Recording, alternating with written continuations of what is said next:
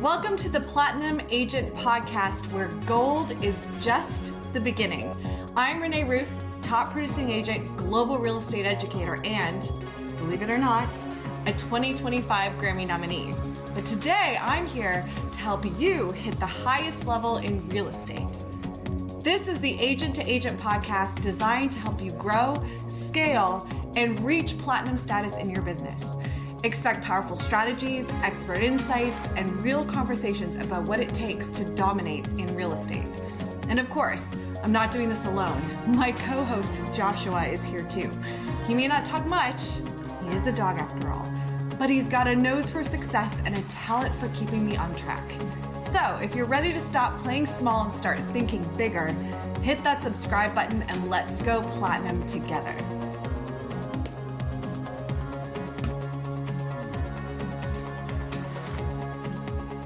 Welcome to Platinum Agent Podcast. My name is Renee Ruth. I am a top producing agent here in the United States, six-time icon agent, and I'm the host of this podcast. And today I'm so excited to introduce Miranda. She's actually a seasoned real estate professional and a qualifying broker at Advantage Real Estate in Alabama. You'll hear it in her cute little accent. She's got a background in disaster response and real estate, but she's got a unique perspective to her work because she specializes in helping clients through tough situations with a professionalism and heart, which I would expect from the South. As a successful entrepreneur, she has mentored countless individuals and remains a trusted leader in her community. Welcome to the podcast, Miranda. It's so nice to meet you. It's so nice to meet you, Renee. Thanks for having me. Oh, absolutely. I think so. The first thing I always ask, because at the end of the day, whenever somebody watches these podcasts and sees somebody new, the first thing that they always want to know is, how'd you get in real estate? I think that's always the question, like, especially as you list like the other things that you do. So how did you get into real estate?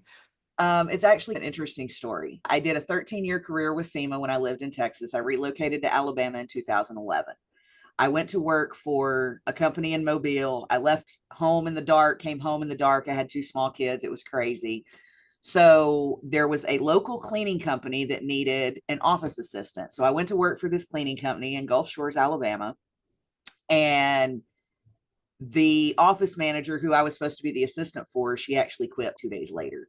Yeah, I knew nothing. So I was basically trying to build this man's business and was struggling because he was a horrible business manager. So I left and I started a cleaning company that I still own today. Luckily, my manager runs it. We've had it for about 13 years now. And one of the ladies in her and her husband actually own our brokerage. She worked for a property management company that we cleaned their properties. So she and I got to talking to one day and she said, have you ever thought about doing real estate? And I said, absolutely not. I'm not a salesperson. No. And she says, you don't have to be. You sell your services already on the cleaning side. She said, and I have seen you walk in these properties and say they need to do this and this to increase their rentals and increase their value, or you have a person that's wanting to list their unit and you're like, look, you need to paint the walls, you need to update the furniture, you need to update the countertops, she's like, that's what real estate's about. So I went and got my real estate license and that's how it started. I love that because I found as I do these podcasts that nobody really woke up and was in high school going, I'm going to be a real estate agent. Like right. Most people did not do that. I think it's going to change in the future, but most of us, it's a second, third career. So you've really done a lot to establish for yourself kind of the power of personal branding. And that is actually like a hallmark thing right now, buzzwords on social media, TikToks, like personal branding, because now we've decimated information. Everyone sees the person. So why your story style, explain why these things matter in your experience more than ever. As far as I've been that single mom, I've been that person that filed bankruptcy.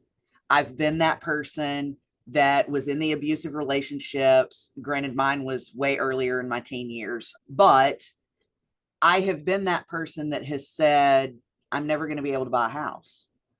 I've been through foreclosure.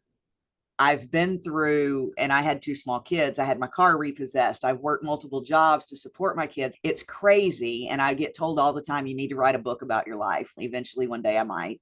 I've actually wrote a couple of books, one for buyers, one for sellers, and I've got a couple of others that I'm working on. But I am relatable to those kind of people, and that's I deal mostly with first-time home buyers because I want them to know it is possible.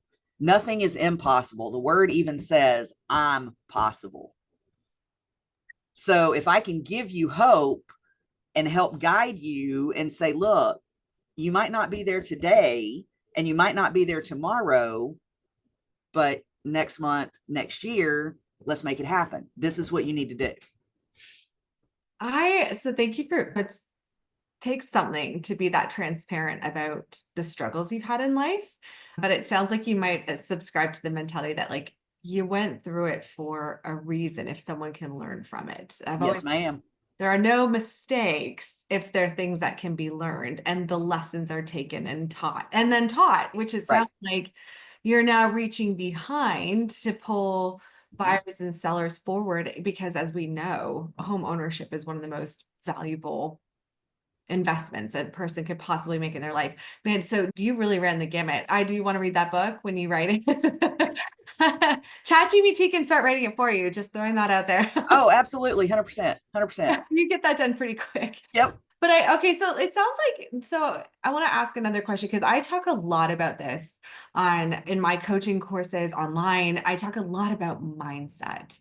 And it sounds like there was a mindset shift for you because to be in foreclosure, to have car repoed, like there was a definite mindset you had to have been in to endure those things. And then the mindset shift to survive those things. And then the mindset shift to succeed. Can you share, or willing to share what you can about that? Sure. When I was going through all that, I felt hopeless.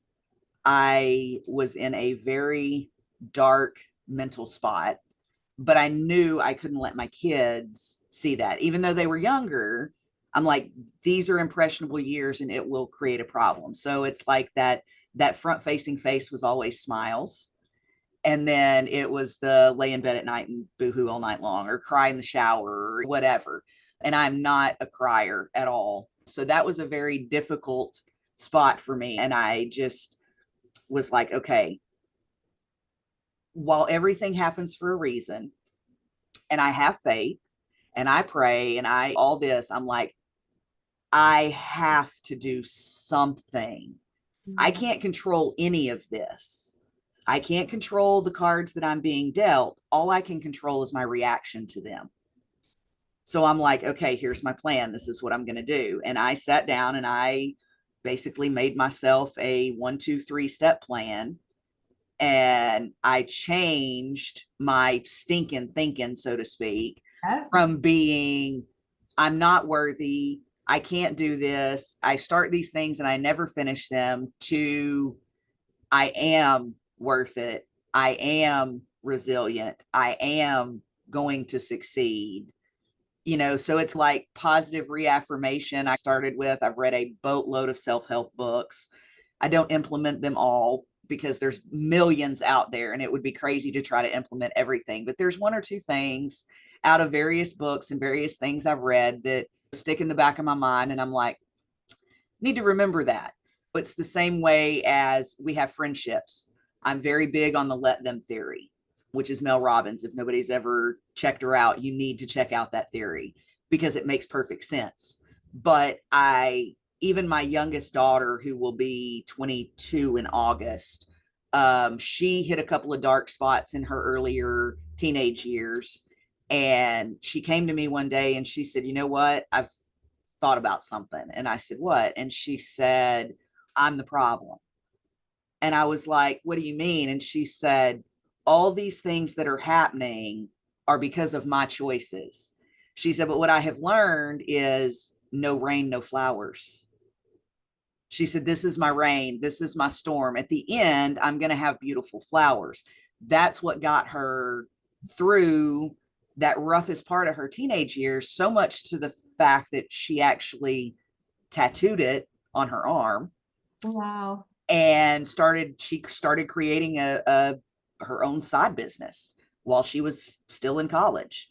And she's been quite successful with it. She's gone viral on TikTok a couple of times. And I had another friend just the other day that said, you know what, I'm done watering other people's gardens. She said, especially the people that are not willing to water mine when I need my garden watered. She said, so I've cut off a lot of people. And I was like, you know what? That makes sense. I'm like, people don't, and it's just those little things that click. So then when I start, because we all hit that negative, we all struggle at some point. Business isn't coming in fast enough, or you feel like everything you're doing, you're not getting any traction with anything. But I'm like, those little things stick. So then I end up using them later on for somebody else in a situation or whatever. But that's kind of it. I think, I don't know if you've discovered this, but I think that if you think about as we age, they say we get wiser with age. And so Yes. I've noticed as I age that I'm less inclined to tolerate certain behaviors from people around me than I would have in my 20s and 30s. And it sounds like maybe your daughter's generation is learning this faster than we did because they have access to things like TikTok to educate them, where we just lived it. So I am in that place too, where it's like I think if the relationship isn't reciprocal, it's slowing one down as the other one takes advantage. And Correct. you're doing both a favor to cut ties and grow. And when you think about that in terms of real estate too, I tell them that about clients. I'm like, Yes. you are not supposed to work with every single client. And if the relationship isn't symbiotic, like you are going to have a miserable and career stunting like transaction, potentially 3-month long situation. Right. You could pass them to someone else or let them go another way, and then work with people that you connect with, that you vibe with. And so I think a lot of that plays into mindset as well. And I know one of the things I'd love to ask you is, how that mindset shift. Thank you for sharing how that was coming out of those situations in your personal life. How did that mindset shift so like you're talking to a new agent, how does that mindset shift play out for them coming into this industry? You just do it. You just do it. You have to put all the self-doubt away. You just have to do it, but you have to remember, not every client is your client. You're not going to appeal to everybody, and not all money is good money. I don't chase the money, I build the relationship, but not all money is good money. Yes. I tell people that too all the time because they'll chase paydays, right? Yes. I need this payday. And I'm like, that may be true. You may feel that way, or your bank account may tell you that. Right. You have to suspend that emotion, because if you do this job chasing paydays, you will chase yourself into the ground, meaning like you just 100%. business where everyone's like, how did you, because I was able to scale pretty fast, and it was like, what did you do? And I told them, I said, I focused on people. My bank account was screaming, like Yes. screaming at me. But when I met someone, that wasn't their problem. So I never approached them. I didn't like, no part of their transaction was a reflection on any of my financial needs. And I think Absolutely. that's how I was able to scale, because I wasn't, like you said this, what did you say at the very beginning? Like they have to shelve it, leave all you got to leave that too. Like your bank statements, all your bills, all of it has to get left. Because if you don't focus on the person in front of you, you're going to lose your business. It's just, Absolutely. you seem like somebody who would build relationships. So what's your skill set for building relationships and then maintaining them, right? Like, how do you maintain the connection? Probably not as well as I should in some instances, which we all do. I'm a one-person show. So I depend heavily on my CRM. I do handwritten birthday cards, if I know their wedding anniversary, and most of them I'll ask straight out. I'm just blunt and I'm just very real. All my guys know that. All my clients know. And that's part of what I guess makes me relatable or real, because I'm just real. I wear shorts and t-shirts 90% of the time. I'm in Southern Alabama. It's hot all year. But so I'm mostly in shorts and t-shirts. And some people look at me funny. I serve on our local board also. So I go to board meetings in shorts and t-shirts. And I'm like, you know what? The days of having to wear heels and slacks and skirts as a realtor, yeah, no. And I don't show properties that way. What if I need to run? What if, with the way that the world is today, that's just not a chance I'm willing to take. But so that's how I deal with it. And I train my agents the same way. I mentor agents the same way. You have to be real. You can't be fake. They'll sense it. But I'll do cards for anniversaries, home anniversary. I keep them on a drip campaign that sends them little reminders as being a homeowner.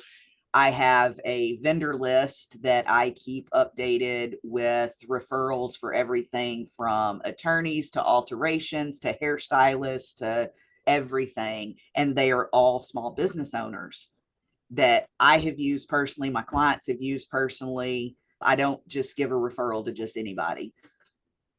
That's amazing. I actually started my website. I did a vendor list, and it was actually out of necessity because people kept asking. And it was so hard for me to dig up. You're in the middle of 1,000 things, and it's like, who do you recommend for floors? And it was just like, I'm going to dump this on a website. Just go look at the vendor list. And it was all recommendations from town. Like I posted up in our socials. It was like, that's what I did. Who have you used and loved? Yeah, who have you used and loved? And then, the disclaimer, like some of them I've personally used, some of them I haven't, and people change over time. So this is a recommendation, but do your research. Find out who works for you. But yeah, I think that's a great tool. I love that you've branded yourself. You're the really low key, like approachable t-shirt, shorts. I'm not going to lie. I've showed up so I'm in gym clothes a lot. And so I don't necessarily meet them the first time that way. But then like after that, they'll be like, can you show up? I'm like, I'm coming from the gym. Can I be in gym clothes? And they're always like, after that, I'm always in gym clothes. And I have so many clients that are like, that's what we liked about you. So that's my point. To your point, it's not, you don't want everyone.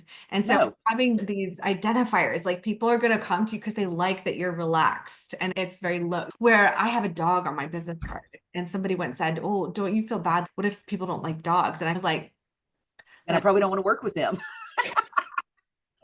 I told you I'm blunt.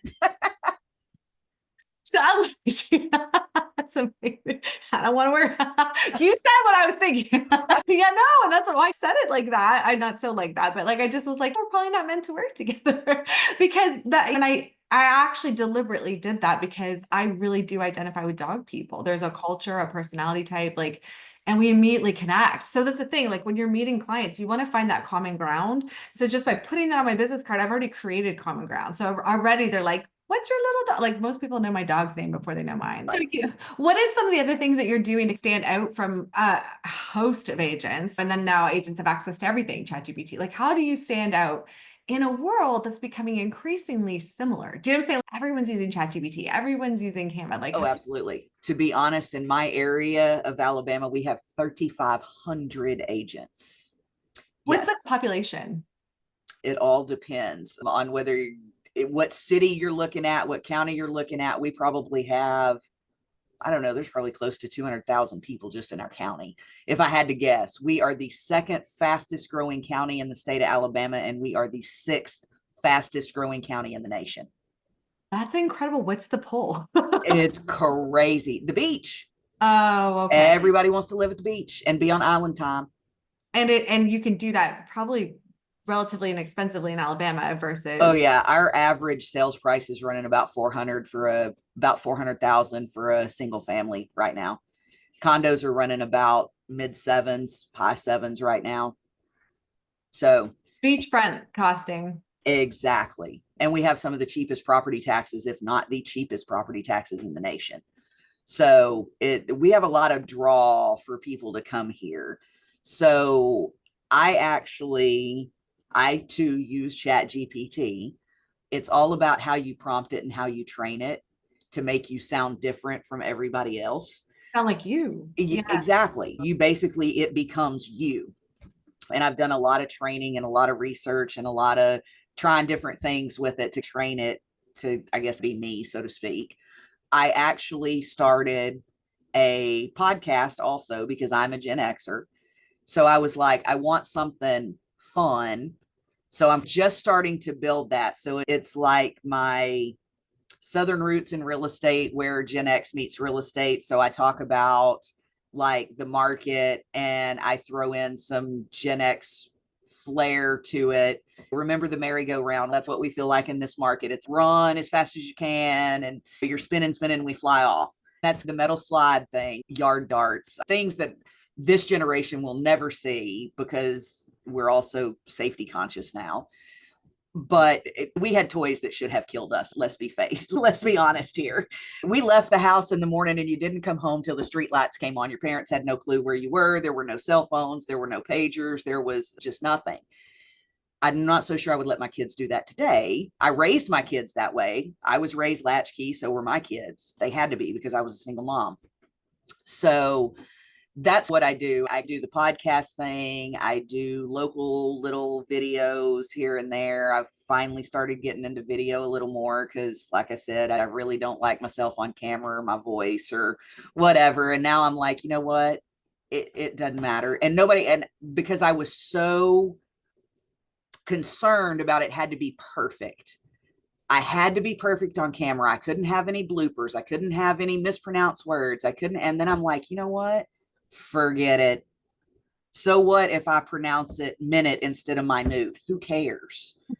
I'm like, that shows that I'm real and I'm relatable and I'm not perfect. I can't be perfect. Nobody is. No. So just roll with it. Well, so now I'm having fun with it. They'll come for you though. Like I will. I kept saying realtor, not realtor. I would say real. I don't even know where the A came from. I still say it. I catch myself now because I got lit up like that. Oh, absolutely. Just came. Dude, there's no A. Like, and I'm like, it just wasn't even a conscious. And I thought, but at the end of the day, you're going to have to get comfortable with haters. Because my rule is, because I had a really hard time with haters in my 30s, like really hard time. I just, like my soul. And then I just, Right. somebody once told me, they're like, if you don't have 10 new haters by the end of the week, you're not doing something. You're just not doing anything. So like the whole idea is so then just expect it. And when they show up, say hi, because it's their job to hate. It's someone said, would you deny a McDonald's worker the ability to go to McDonald's and make you a burger? No, because it's their job. So it's the hater's job to hate. What are you upset about? Exactly. But here's the other thing. Yeah. That hater that's commenting, they're helping grow more views, more whatever. So I'm like, you know what? Hate all you want. Come on. She's like, I said minute, you heard me. Exactly. I'm gonna say it again. Yep. Oh man, then there's something else you've done because you casually mentioned it earlier. Let's go back because I'm low key loving university degrees out the yin yang. I wrote so many papers. I should have authored books and I never did, just papers, but you have authored books. So tell us about these books and where they can find them, what they are, where they can find them. Tell us. All right. Hold on, let me grab a copy. All right. I actually wrote, this one is called Keys to, it's not going to show. There it goes. Keys to Confident, there we go. Keys to Confidence, claiming your keys for your first home to unlock the door to your first home. Like I said, I deal with a lot of first-time home buyers and I'm like, there is a lot and they're always nervous because they've never done it before. So I'm like, okay, I can sit here and I can go through everything over and over and over and lay it all out, emails, text messages, phone calls, make you have all your dates and all your warm fuzzies. But I'm like, they forget because they're so nervous and their emotions are taking over. And I'm like, you know what? They need a book. So I wrote a book and it's actually on Amazon. You can search my name, Miranda Baldridge, and it'll pull up. And it goes through everything for the first time home buying process. So then I'm like, wait a minute, sellers need one. I need one for sellers because I need sellers to understand you have to price your property correctly for it to sell. And you have to be able to take that personal emotion out of it. This is business. This is not the home that I raised my family in for 30 years. That's not going to matter to the person buying it. No. So I'm like, we have to find a way to break that emotional connection, so to speak. So then I wrote a book called Sold and Settled, From Signed to Sold with Less Stress and More Success, that is specific for sellers. I'm actually also in the process of writing one for sale by owners. Hey. One for sellers that their listings have expired. And I touch on those things in the seller book, but I feel like I want to try to write one specific for those certain topics. I want to write one for divorce. I want to write one for being a first-time home buyer, recovering after foreclosure, repossession, bankrupt, those from my own personal experience. Yeah, you lived it. Oh. So that's where the book thing started, but they're both available on Amazon. You can just search my name, Miranda Baldridge, and they'll pop up. my gosh, go buy her books. If you're any buyer or seller, go buy. Now, are they specific, state specific, or are they general? They are general. There is some specific Baldwin County like information in there, but it's very minimal. It is very generic in things that can be done and tips and tricks and credit and how it works and ways to build it and things to do and stuff like that. We'll see. That's exciting. When did they publish? I published them. What is this? May. I published them mid-April. Recent. Yes. Yes, everybody listening, go check those out. That's fantastic, especially in a market where buyers might not have agents sometimes, or so there's an opportunity for them to try to do this on their own. It's funny because I'm in a for sale by owner deal right now, and the for sale by owner, I laughed to my client because I'm going to have to help him out too. Oh, absolutely. I made him sign. I don't represent you, but I said I'm gonna have to help out. Like I need to help him get that HOA because he didn't even know. He was like, I have to do what with HOA? I'm like, it's just they just don't, even though they know they don't. So like it's like I could read about how to be a lawyer, but at the end of the day, I'm probably never going to represent myself because the nuances of law are such that someone who's been in it for years is just going to do better than me. Like every single time, twice on Sunday. But yeah, I've got a lender friend right now that he's closing a loan for a for sale by owner. The buyer is also not represented by a realtor, so there is no realtor involved at all. He said the miscommunication has been atrocious. Horrible. He said, because they don't know what they don't know. He said, and this is why I tell people, you're trying to do this just to save a few bucks, but you're creating a whole lot of headache for yourself and everybody else that you don't need to. He said, this has been a nightmare. And then he's having to step into I would not want to be that lender because you're the authority in the situation. And if you want it to close, you're going to have to step in and geez. So I actually had a client that bought their home unrepresented and the house they bought was for sale by owner. So there was not an agent involved. When I went to go sell, we were going through and doing the walkthrough of the house and take it. And I'm like, guys, this isn't code. Like, they're like, oh, it was like that when we bought. So now this list of things that are not right with the house are coming up. And every time I kept saying, the former seller should have taken care of that. But they didn't know what they didn't know. So now we're 10K deep in things that they now have to fix to be able to sell in the market we were in. And it should never have been their 10K to fix. So like what you say, somebody once said something very powerful. You're going to spend it somewhere. You may not spend it with an agent, but you'll spend it on the back end for repairs or for in legal fee, like in whatever is going to come up because you didn't. But at the end of the day, that's everyone's prerogative. You don't want to spend it on an agent. Cool. You'll just spend it. You'll just pay for it later. My poor sellers had to, they did. And it was just an eye opener because they had no idea. So that's why my buyer, he was going to try and just have me write the contract. And I said, I don't just write contracts. I won't. Because at the end of the day, I can't, even though we would legally sign to do that, I couldn't in good conscience watch stuff not get done as I just write a contract. So I'm going to do the job anyway. So I was like, no. Like we can negotiate my commission, but I'm not going to just write a contract. That's not I love that though. Okay. So you mentioned sellers and the book. And given the market and the life that we live in, how do you address sellers with pricing? Because you hit on some very key things about personal. I have sellers right now that did a lot of the work themselves, and the value of the work they did is up here. Comps. I'm very heavy with comps. I'm very good at explaining from here to here. How bad do you want to sell the house?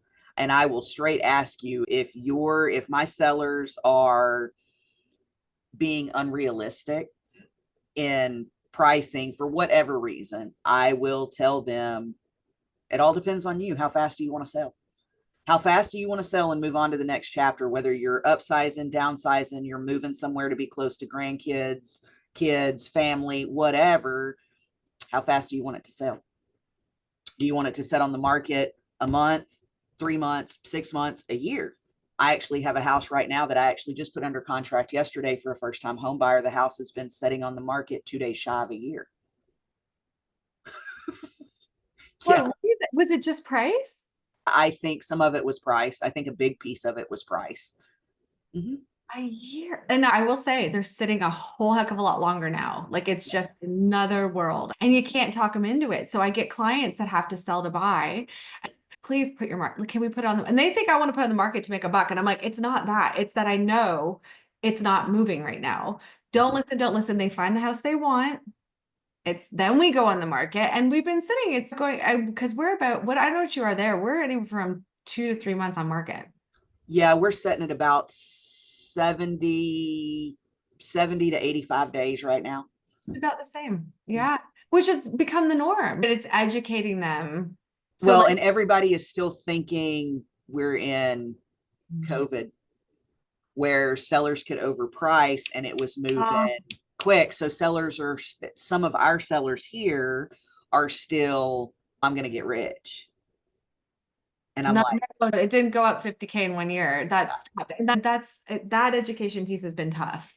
that has been tough. Been tough because we're in it, so we know it. But the last time they bought, it was a bum rush, and now it's like I can't get 100K in 2 years. No, you can't. No, so sorry. Watching them drop like 30K and then they sell, like they're just so then when that happens, everyone thinks that the market is plummeting. And it's no, it's that people are having to bring them down to the values we told them they were, but they didn't want to listen to us. So, but the average consumer thinks that the sky's falling because they're just seeing the little red drops. And it's like, that's not what's happening. Like I told them 285, they insisted on 325. Here we are. Right. Later. And they don't understand interest rates play a factor in that also. How do you explain that to them? It's hard because they don't care what the buyer is going to have to pay. Same thing with when we went through the NAR and the DOJ lawsuit and they changed the way that we have to do compensation and all that. And sellers would be like, I'm not paying an agent. I said, they're going to ask for it. They're going to write it in a contract and they're going to ask for it. Do you work for free? Because I don't. Do you?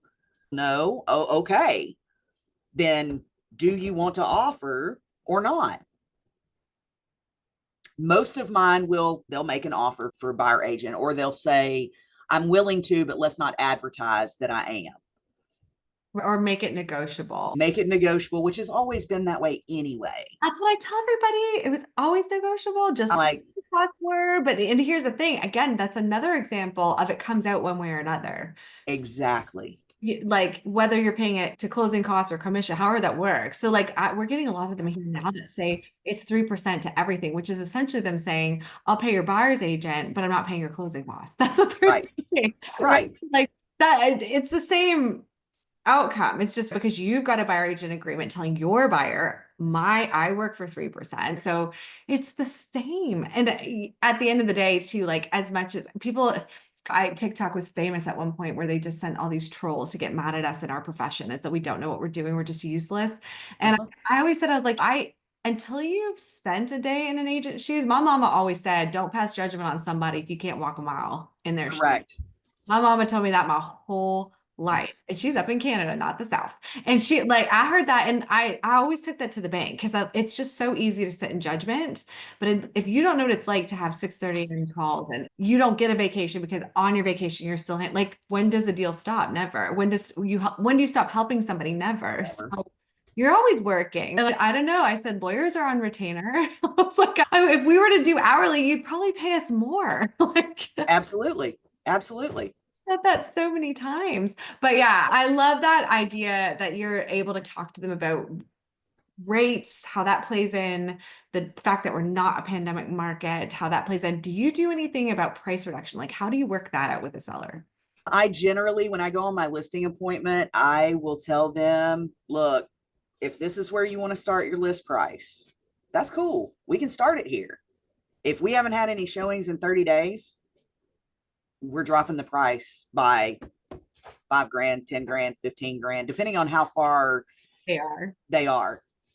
And I take all the seller net sheets and estimates and everything. And I'm like, look, this is what's going to happen. We have had no showings, no activity in 30 days. We're dropping to this price because it's in your best interest to do. You have to relocate for a job. You have to be here because, you've got an ill family member or whatever the case is. You're wanting to get there. within the next 30 to 60 days. You can't do that unless you sell this property. So I'm just very real and very direct. I love how direct you are. It's very Canadian of you, actually. Canadians are brutally honest. It's actually funny because my dad's side of the family is Cajun French. They actually migrated down to the Bayou of Louisiana from France. Yeah. Then there's some, I think, in the Canadian area too, probably. I don't know. Canadians, yeah, I know. We just say sorry. Like it would be like this: I'm sorry, but, and then we're gonna say something very direct to you. But we predicate it with "I'm sorry." Yeah. I feel like you guys just hit it, but yeah, you hit it, but it's not like New York. New York throws it at you, but something about that accent seems mean. Something about the Southern drawl, it's like this cushioning. I don't know. It's funny. Culture. Yeah. Oh my gosh, I've so enjoyed this. Okay, if you could leave one thing for an agent listening, what would be the one thing that you would think that they need to know to succeed in this market? Be real. Be yourself. Don't be afraid to say, I don't know. If you don't know the answer, you don't know the answer, and that's okay. Don't give them some BS fluff. Go find the right answer, whether it's asking your broker, asking another broker friend. If you can't approach your broker, if you can't approach your broker, you need a new broker. Just saying. But you just have to be real with yourself, with people. Don't get discouraged. There's going to be slow times. There's going to be times that you feel like you're running around with a chicken with no head. There's times that things are going to be so crazy. You're going to feel like you are this little kid being punished in a round padded room looking for a corner and there is none. Sometimes you feel like you're losing your mind, but just take a breath, keep your positive thinking, keep your forward momentum. You have to be consistent. And it's not just throwing a wad of noodles at the wall and seeing what sticks. You actually have to have a plan. Find you a niche that you're comfortable with and become the best you can in that niche. You can be good at many things, but you can only be great at one. If you've never read the book, Good to Great, you need to read the book. So we need to include your library of books because you've definitely dropping some gems. What is it? Let them theory.